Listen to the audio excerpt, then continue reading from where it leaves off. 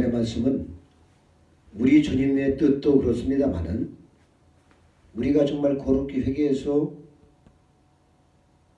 깨끗하고 주님께서 쓰시기 합당한 신부가 되는 것이 주님의 뜻이고, 또 우리가 주 앞에 나타나기를 힘쓰라는 점도 없이 흠도 없이 아무 책망할 것도 없이 우리 주 앞에 우리 주께서 처음에 우리를 이 땅에 보내실 때에, 영혼들을 보내실 때에 그 아름다운 모습을 하고 사명을 다하고 오라고 하신 말씀이죠. 그럼에도 불구하고 우리가 많은 죄 가운데 노출되어 있고 죄로 밥 먹고 살고 있습니다. 그러다 보니까 많은 착오들이 있고 하나님 말씀을 들어도 감동이 없고 성령께서 말씀하셔도 듣지 못하고 보지 못하는 이런 지경이 있는 것이 사실 우리나라의 현재 영적 주소입니다. 당시에 이 세례 요한이 요단강에서 세례를 베풀고 우리 주님의 오실 길을 굽게 하는 그 사명을 감당할 때에도 마찬가지로 지금보다는 덜 타락이 됐습니다마는 당시에 말씀 보니까 바리새인과 사두개인 이런 많은 사람들이 세례를 받으러 오는데, 이 독사의 자식들아, 누가 너희를 가르쳐 임박한 진노를 피하라 하더냐? 그러므로 회개에 합당한 열매를 맺어라. 이렇게 강하고 담대하게 외쳤어요. 그러시면서 뭐라고 했냐면, 나는 너희로 회개케 하기 위하여 물로 세례를 주거니와 내 뒤에 오시는 이는 나보다 능력이 많으시니 나는 그의 신을 들기도 감당하지 못하겠노라. 이렇게 말씀을 했습니다.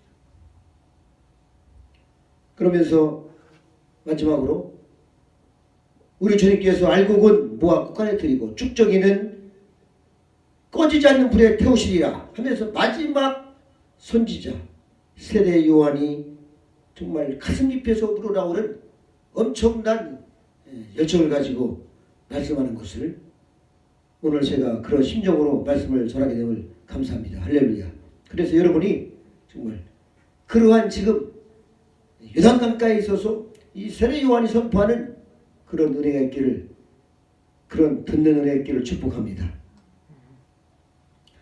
여러분, 파스칼은 그의 저서의 팡세에서 인간은 천사도 아니거리와 짐승단이다 이렇게 말했습니다.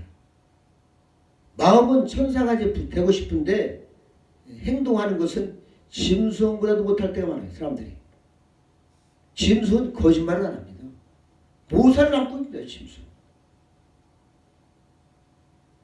여기에 인간의 모순에 불행이 있는 것이,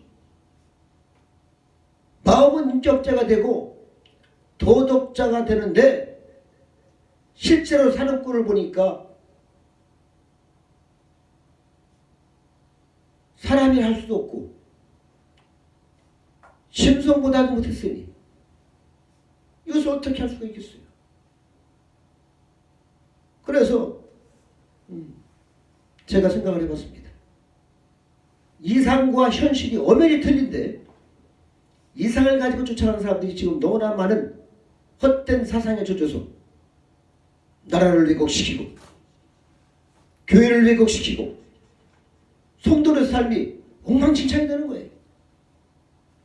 이러면 이럴수록 인간은 정신적 건강을 유지할 수가 없습니다.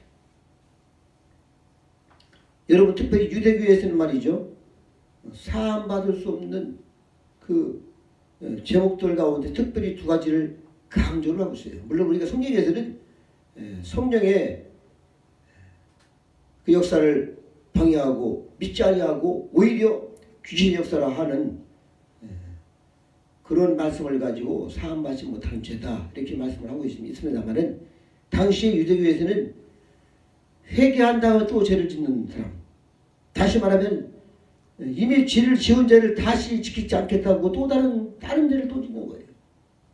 이런 사람들은 사함받지 못한다 이렇게 전승에 있어요. 또 하나는 회개를 하고도 계속해서 반복해 죄를 짓는 거, 회개하고 죄 짓고 또 회개하고 다시 죄 짓는 거.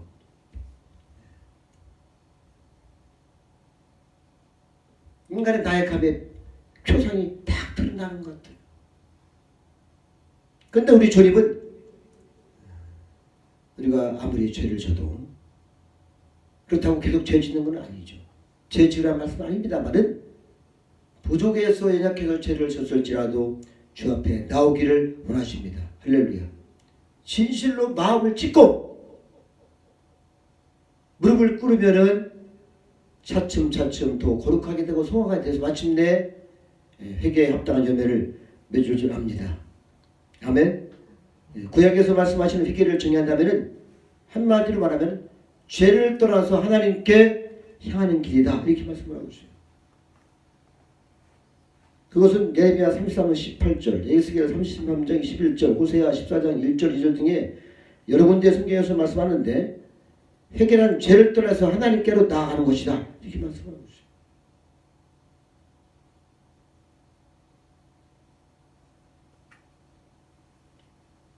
특별히 그래서 단어가 있는데 하나는 아삼이 아삼인데 죄를 깨닫는다는 뜻입니다. 죄를 깊이 깨닫는 것이죠. 잘못을 충분히 느끼고 뉘우친다는 그런 뜻이고 특별히 제사의식을 행할 때 하나님 앞에 제물 이런 마음가짐이 있어야 한다는 것입니다. 할렐루야. 우리가 회개할 때 깊이 깨닫는 은혜가 있기를 바라요. 그래야지 죄라는 것을 알아야지 회개를 철저히 할 거 아니에요. 두 번째는 쉬구라고 하는데 이것은 돌이킨다 이런 뜻입니다.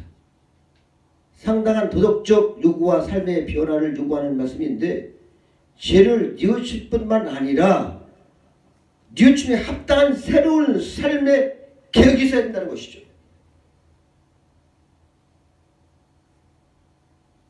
특별히 신약에 와서는 메타노에라는 단어가 있는데 이것은 실제로 군사적인 용어인데 지금까지 해오던 생활을 완전히 버리고 무조건 항복하여 새로운 주인, 새로운 주권을 영입하는 것, 영접하는 것을 말씀을 하는 거예요. 우리가 지금까지는 옛날에는 알지 못하고 어리석어서 연약해서 사단의 권세에 매여서 죄를 짓고 또 짓고 죄를 깨닫지 못하고 살았습니다마는 그 허물과 죄를 우리 주님의 십자가의 보혈로 깨끗이 써주시고 예수를 믿는 자마다 구원해 주시는데 우리가 그 구원에 하나님의 은혜에 감복하면서 점차 죄라는 것이 얼마나 무서운가를 알고 깨닫고 정말로 이제는 완전히 돌이키기를 바랍니다. 할렐루야. 그래서 사도 바울은 상당히 또 회개를 강조를 많이 했죠. 오늘 본문에서 세례 요한이 말씀을 합니다. 회개하라 천국이 가까웠느니라 하면서 이것은 단순히 죄로부터 마음을 돌이켜서 하나님께로 돌이키는 정도가 아니고 적극적으로 복음을 영접하는 것입니다. 예. 그러면 이것은 모든 지난날의 생활과 이 과거의 잘못된 죄를 청산해버리고 하나님의 은혜를 영접하라는 그런 의미가 대표되어 있어요. 예. 여러분 하나님의 은혜가 충분하면요 죄를 안 집니다. 그렇죠? 은혜가 충분하지 못하니까 죄를 자꾸 짓는 거야. 그래서 진노와 율법에서가 아니라 복음 안에서 은혜와 감격 속에서 하나님 앞에 나오는 뜻입니다. 할렐루야. 그러다 보면 은혜가 충만하면 회개도 잘 되죠. 예. 그래서 복음과 은혜를 반드시 영접하라는 그런 적극적인 의미가 내포되어 있는 말씀입니다. 여러분 이사야 1장 16절 10절 우리가 잘 알죠. 이 말씀은 회개의 정말 여러 가지 과정을 아주 낱낱이 얘기하고 있어요. 말씀하고 있어요. 너희는 스스로 씻으며 스스로 깨끗게 하며 내 목전에서 너희의 악을 버리며 악행을 그치고 선행을 배우며 공의를 구하며 학대받는 자를 도와주며 고아를 위하여 실현하며 과부를 위하여 변론하라. 이 단계예요. 회개의 단계는 이런 겁니다. 다시 천천히 제가 하나하나 말씀드리겠어요. 스스로 씻으라는 것은 깊은 뉘우침이 있어야 하는 것이죠. 그래서 깨끗게 한다는 거. 스스로 깨끗게 한다. 옛날 일부터 벗어나야 되는 것이죠. 이게 쉽지가 않습니다. 여러분 깊은 회개를 통해서 악한 영들을 몰아내지 않고서는 이거 쉽지 않는 거예요. 이게 내 목전에서 악을 버리라. 악을 버리고 악행을 중단해야 되는 것이죠. 근데 어느 순간에 막 혈기도 올라오고 교만도 올라오고 거짓도 수없이 하고, 이것은 성도로서의 삶의 그런 아름다운 모습이 아닙니다. 그러면서 선행을 배우라고 말씀하고 있는데, 악에서 떠나려고 할 때 단순히 악을 떠나려고 노력하는 것만 가지고는 안 된다는 겁니다. 선을 배워야 한다는 것이죠. 선을 배우지 않고서는, 선을 익히고 배우고 행하지 않고서는 악을 떠날 수가 없다는 거예요. 이것은 아주 소극적인 회개, 참 회개가 아니다, 이렇게 말씀을 하고 있는 거예요. 그래서 적극적인 회개는 선을 배우며 공의를 행하고 학대받는 자들을 도와주고, 또 에베소 말씀 보면 이런 말씀이 있어요. 4장 28절 보면은 도둑질하는 자는 다시 도둑질하지 말고 돌이켜 빈궁한 자에게 구제할 것을 잊기 위하여 제 손으로 열심히 수고해서 선한 일을 하라 했습니다. 도둑질을 안 하는 것은 물론이거니와 열심히 일해서 이제는 막 불쌍한 사람들 도와주라는 겁니다. 이것이 진짜 회개라는 거예요. 우리는 우리의 잘못을 압니다. 또 뉘우치기도 하고 절망도 하고 때로는 회개도 합니다만 근데 열매가 없는 거예요. 열매가. 회개한다 하면서 남의 죄를 다 낱낱이 보고 있어요. 판단은 다 하고 있어요. 판단하지 말아야겠는데 벌써 이것이 얼마나 교만합니까? 그래서 판단도 하고 또 남한테 서로 이 잘못했으면 사과를 가서도 하다 보니까 내가 잘못했습니다, 정말 미안합니다 하면 되는데 끝까지 이러기 때문에 이런 것입니다 하면서 따지다 보니까 서로 또 회개에 변명만 하고 있는 것이고 진짜 회개가 되지 않는 거예요. 삶이.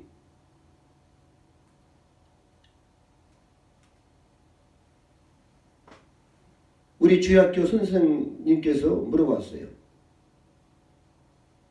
아이들한테 죄를 뉘우치는 것과 회개하는 것이 어떻게 틀리냐 알고 있느냐 했더니 모르겠죠. 그래서 설명을 해줍니다. 아주 똑똑한 선생님이죠. 뉘우친다는 것과 회개하는 것은 분명히 다른 것입니다. 가룟 유다는 죄를 뉘우쳤을 뿐이고, 그렇죠?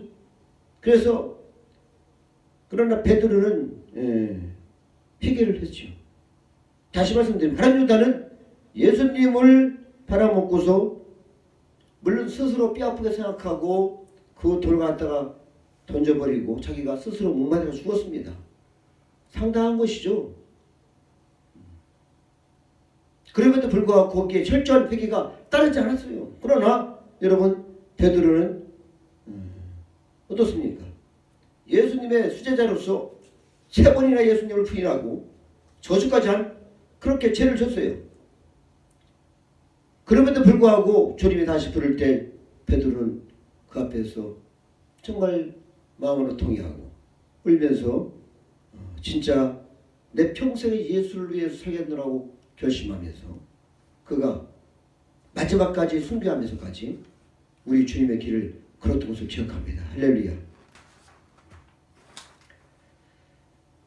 하나님의 은혜를 우리가 다시 한번 향해서 내 마음을 돌리고 그 은혜를 수용하시기 바랍니다. 그래서 하나님의 은혜가 엄청나게 큰 거예요.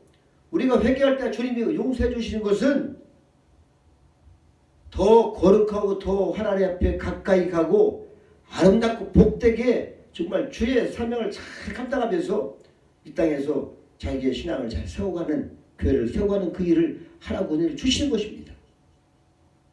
여러분 우리가 왜 합당한 그러한 회개에 합당한 열매를 맺지를 못합니까? 만약에 우리 대한민국에 있는 한국교회만이라도 회개에 합당한 열매를 맺었으면은 지금 이 땅, 이 나라가 그렇게 혼란스럽고 어지럽지 않아요. 빛이 되지 못하고 우리 스스로가 거룩한 길을 걸어가지 못했습니다. 우리는 사실은 깊이 회개를 해야 됩니다. 쉽게 말해서 세례 요한이 말씀한 그겁니다. 지금 하나님께서 우리 주님의 큰 능력을 보았고 영광을 보았고 그렇다고 해서 그런 것을 보고 진노를 피하려고 지금 회개하는 척하는 것은 진정한 회개가 아니라는 거예요.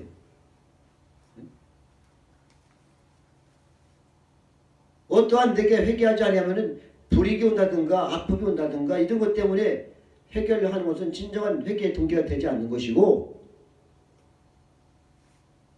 사회적으로나 윤리적으로나 정치적으로나 경제적으로 어떤 이유로도 강요된 것은 회개가 아닙니다. 널 회개 안 하면 안 된다 하면서 막 강제적으로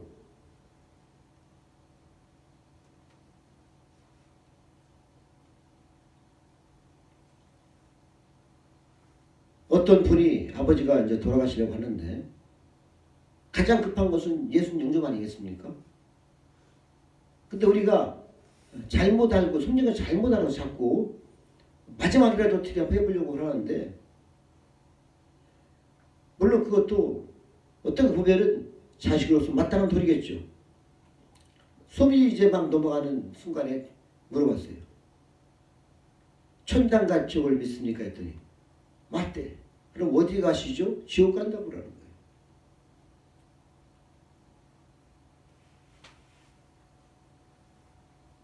여러분 그때 얼마나 마음이 찢어지겠습니까?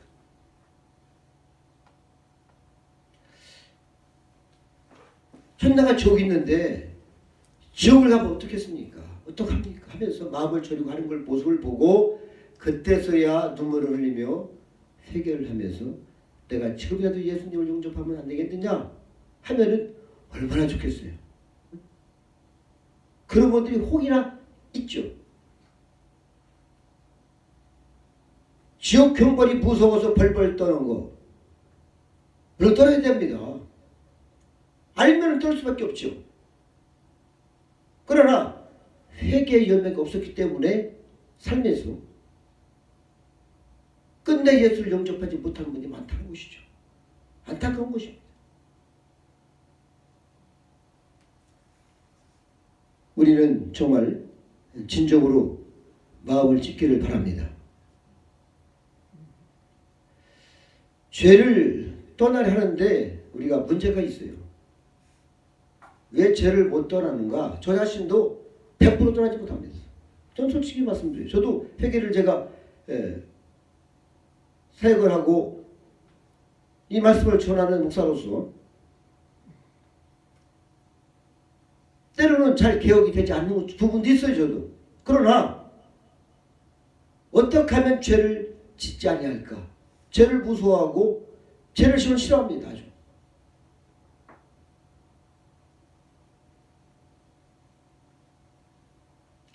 지금까지 삶의 타성에 젖어갖고서 그런 일상생활에 젖어서 그대로 머물라고 하는 거예요.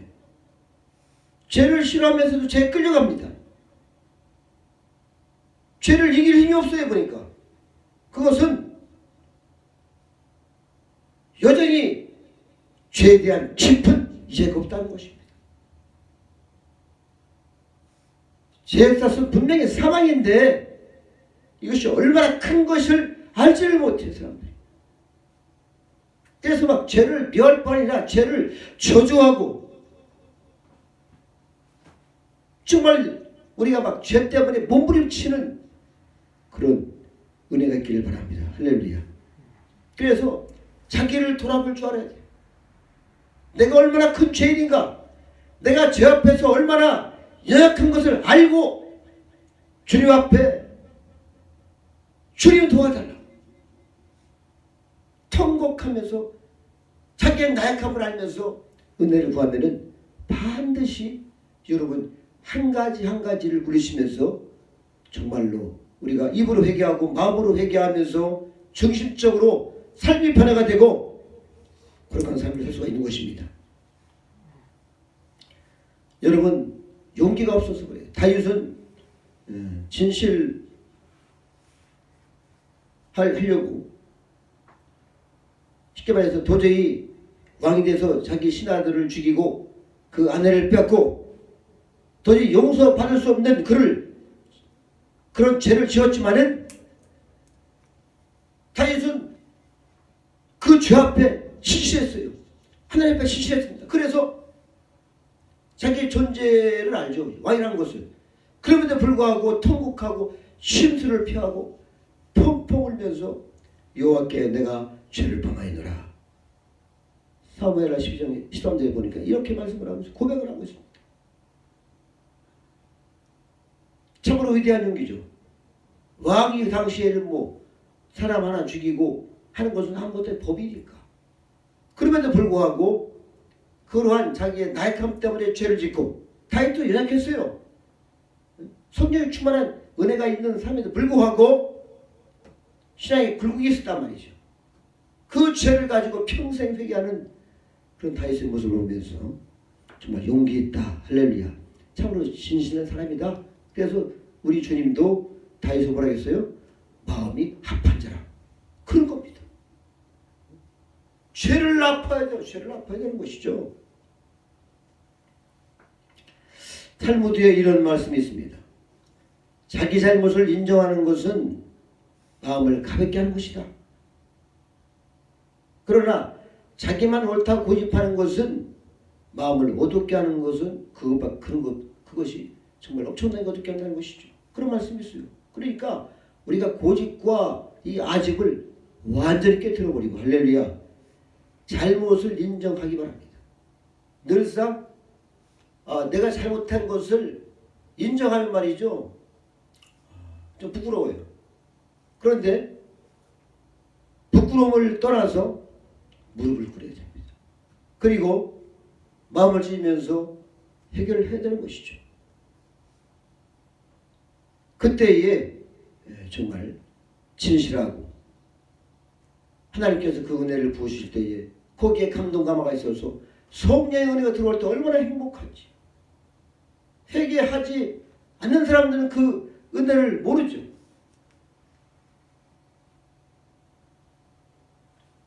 오늘 본문에서 속으로 아브라함이 우리 조상이라고 생각하지 말라 이렇게 말씀하는 것은 선비는 하나님 백성은 육체적 혈통적으로 이루어지는 게 아니시다 이런 말씀이에요. 그러니까 내면적 선비니 시가바에서 우리가 거룩한 역사로 하나님의 의를 힘입어 주 예수 그리스도의 보혈에 힘입어 날마다 자기 자신을 성찰하고 죄를 뉘우쳐 회개하며 마음을 아파하며 한 발짝 한 발짝 거룩하고 나아가는 그런 이 소화되는 그런 역사가 있는 사람이 진짜로 하나님 선비라는 것이죠. 백성이라는 것이죠. 아들, 딸이 되는 것입니다. 그러기 위해서는 우리가 바로 이 죄의 원인을 바로 알아야 돼요. 그래서 이것은 아주 말이죠. 원인적 치유가 중요하잖아요. 그래서 우리 전사님이 많은 주님께서 은사를 주셔서 원인 모습을 잘 아시죠. 죄의 원인이 어디 있는가? 어떤 죄 때문에 이런 불행이 온 것인가?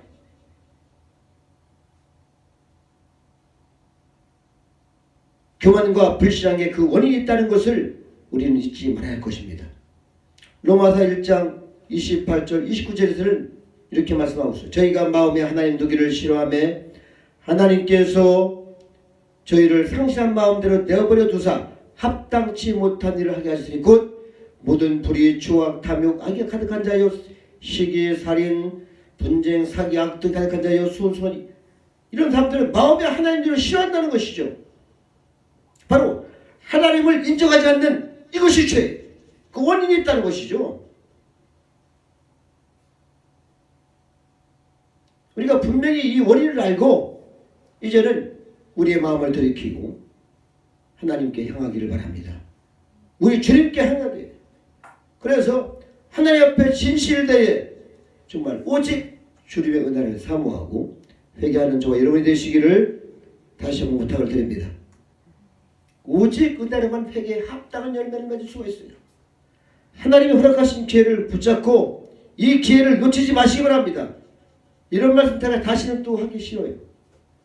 우리의 가슴을 찢는 이런 기회를 놓지 말고 다시 한번 우리가 하나님 앞에 회개하며 바로 서시기를 바랍니다. 그때 하나님께서 엄청난 은혜의 회개 열매를 저와 여러분에게 또한 우리 한국교회와 우리 나라가 하나님의 은혜와 긍휼로 정말로 다시 한번 일어나는 역사가 있을 것입니다. 그렇게 되기를 소망합니다. 기도하시겠습니다. 아버지 영광과 존귀를